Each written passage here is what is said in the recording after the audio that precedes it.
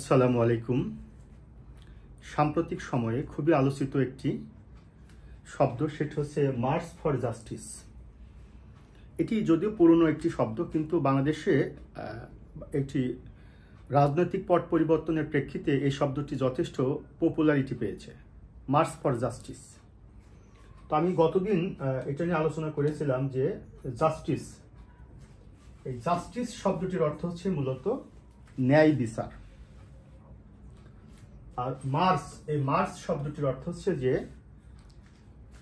Work in military manner, অর্থাৎ সামরিক বাহিনীর সদস্যরা তারা যখন সামরিক কায়দায় তারা হাঁটে কিংবা সামনে মুভ করে, সেটিকে মূলত মার্চ বলা হয়। তাহলে মার্চ ফর জাস্টিস এর অর্থ দাঁড়াচ্ছে যে ন্যায়সঙ্গত দাবি আদায়ের লক্ষ্যে কিংবা ন্যায় বিচারের লক্ষ্যে সামনে অগ্রসর হওয়া। এটিকে মূলত শাব্দিক অর্থ দিয়ে মার্চ ফর জাস্টিস বলা হয়। এখন যদি এটি আমার মতো করে আপনাদেরকে বোঝানোর সুবিধার্থে বলি, আমি সবসময় যে কোনো ঘটনাকে খুব সহজ এবং সাবলীল ভাষায় ব্যাখ্যা এবং বিশ্লেষণ করার চেষ্টা করি। কেন করি? কারণ আমি মূলত একটা টপিক পড়াই, সেই টপিকটা কেন পড়তে হবে।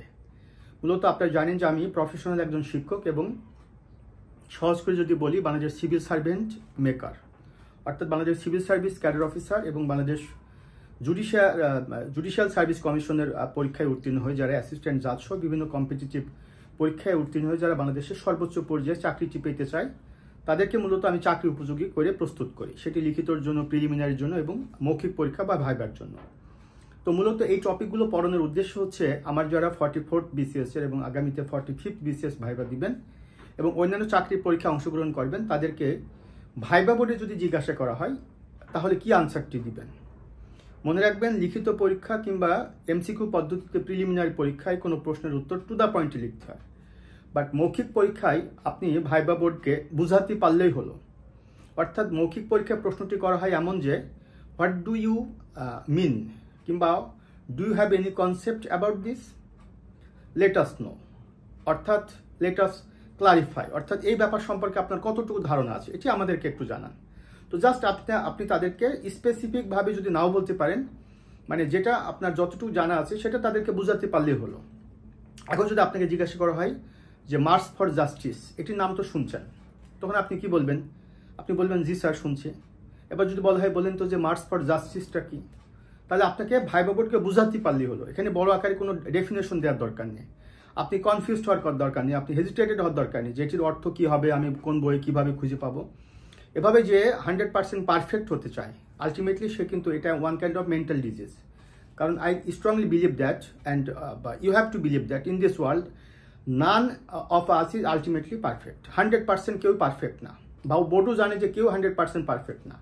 সো কাজে আমি যে কথাটা বলতে চাচ্ছি যে what is march for justice, তাহলে এটির অর্থ হচ্ছে যে যদি আপনাকে জিজ্ঞাসা করা হয় বলেন তো মার্চ ফর জাস্টিসটা কি, তা আপনি বলবেন যে স্যার ন্যায়সঙ্গত দাবি আদায়ের লক্ষ্যে কিংবা ন্যায় বিচারের লক্ষ্যে একটি জনতা বা একটি জনগোষ্ঠী যখন তারা সেই সামনে অভিমুখে বা সম্মুখ দিকে যখন তারা অগ্রসর হয় পদব্রজে কিংবা পায়ে হেঁটে, এটিকে মূলত মার্চ ফর জাস্টিস বলা হয়। এটি পায়ে হেঁটে আসতে হবে তা না। আমরা যেটা দেখেছি বাংলাদেশে যে মার্চ ফর জাস্টিস পালন করা হয়েছে, সাবেক রেজিমকে কলাপস করার জন্য বাংলাদেশের বিভিন্ন প্রান্ত থেকে ঢাকা অভিমুখে এসেছে, যেটিকে বলা হয় মার্চ টু ঢাকা, অর্থাৎ ঢাকার দিকে অগ্রসর হওয়া। তো মার্চ ফর জাস্টিস কথাটা এটাই যে কোনো ফ্যাসিস্ট গভর্নমেন্ট, কোনো নন ডেমোক্রেটিক গভর্নমেন্ট কিংবা কোনো ডিকটেটর কিংবা কোনো যদি আমি বলি যে দীর্ঘমেয়াদী ক্ষমতায় রয়েছে এমন গভর্নমেন্টকে, কিংবা কোনো এটা হতে পারে কোনো এরকম কোনো গভর্নমেন্টকে ক্ষমতা থেকে উৎখাত করবার জন্য কেন্দ্রমুখী, সেটা হতে পারে ক্যাপিটাল সিটি কিংবা গভর্নমেন্ট যেখান থেকে স্টেটকে পরিচালনা করে, সে কেন্দ্রমুখী জনগণের যে অগ্রসরমান হওয়া, এটি কি মূলত মার্চ ফর জাস্টিস বলা হয়। অর্থাৎ একদল জনগোষ্ঠী যদি মনে করে তারা ন্যায় বিচার থেকে বঞ্চিত, এই ন্যায় বিচারের লক্ষ্যে তারা বিভিন্ন প্রান্ত থেকে জনগণকে উদ্বুদ্ধ করা হয় যে আমরা সেই জায়গামুখী আমরা কি হব, আমরা অগ্রসর হব। এই বিষয়টিকে মার্চ ফর জাস্টিস বলা হয়। এটি গভর্নমেন্টের ক্ষেত্রে হতে পারে কিংবা যে কোনো বিষয়ের ক্ষেত্রে হতে পারে। তো মূল কথাটা হচ্ছে I would like to convey the message that what is march for justice. এটির মানে হচ্ছে যে ন্যায় বিচারের লক্ষ্যে কিংবা ন্যায় বিচার পাওয়ার লক্ষ্যে কিংবা দাবি আদায়ের লক্ষ্যে আমি যখন সমগ্র জনগণ কিংবা অধিকাংশ জনগণ একত্রিত হয়ে কোনো একটা কর্তৃপক্ষের কাছে আমি মেসেজ দিতে যাচ্ছি, একটা বার্তা দিতে যাচ্ছি যে তোমার এই কর্মকাণ্ডটা আমাদের পছন্দ হচ্ছে না এবং আমরা এটি চাচ্ছি না।